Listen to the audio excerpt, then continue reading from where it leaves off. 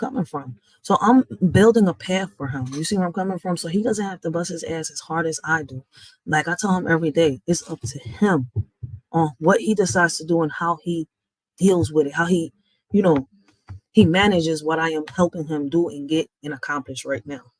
Because when he turns a certain age, by the time he's 21, he's on his own. He is not mommy's signature. Mommy can't back him up. He has to start speaking up on his own. When he speaks to a boss or he's doing this, he has to talk. Mom can't speak up for him.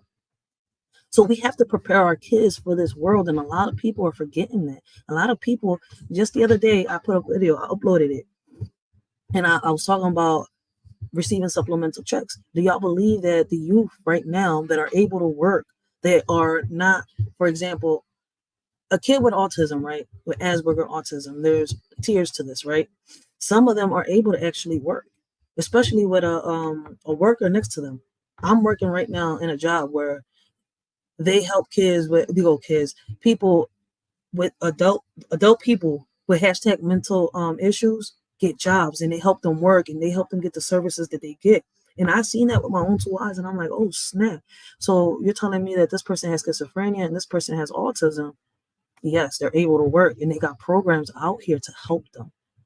And if you start them at an early age, it makes it easier for them when they hit that adulthood. So in America, it's the only place that I've seen that we're so lazy and we're making our kids lazy. Yes, us, we're making them because we're the adults. We're the role models. We're what they're looking up to. Whether you like it or not, they're looking up to us. So I like doing these meetings and putting them on live so people can see that there are resources out here. We just don't want to look for them. We just keep turning the cheek, like Papa Duck says. But how many cheeks can you keep turning? How many cheeks do you have to turn? Shout out to Papa Duck. So I'm tired of the excuses. Y'all adults got so many excuses, and these kids are so motivated, so ready. 5 years I've been doing this fight. And finally my voice got heard a year ago. I need, listen, more signatures on that petition, and I could do this fight alone. I can go up there and I can say this is needed, this is needed. Look how many people are behind me. Y'all don't gotta do nothing but help a shorty out with a signature when it comes to that petition. Because if y'all don't want to speak up, y'all don't want to say this, I got y'all. But this is a fight I gotta do alone. And if the bill is going to get passed, I need backup. I don't mind fighting this fight, but I need the backup. That's why that petition is out there for those that don't want to speak up or are scared to speak up, or I don't know what the problem is. But I am willing to speak up. I'm tired of it.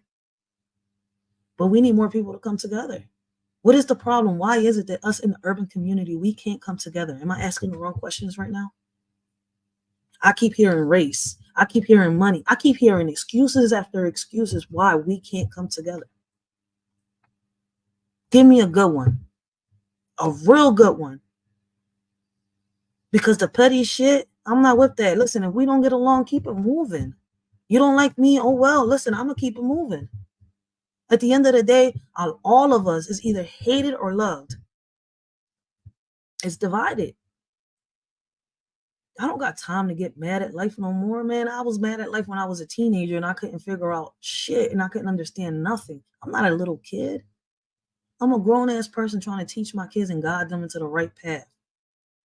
So at the end of the day, I don't got time for games. I want to be at peace.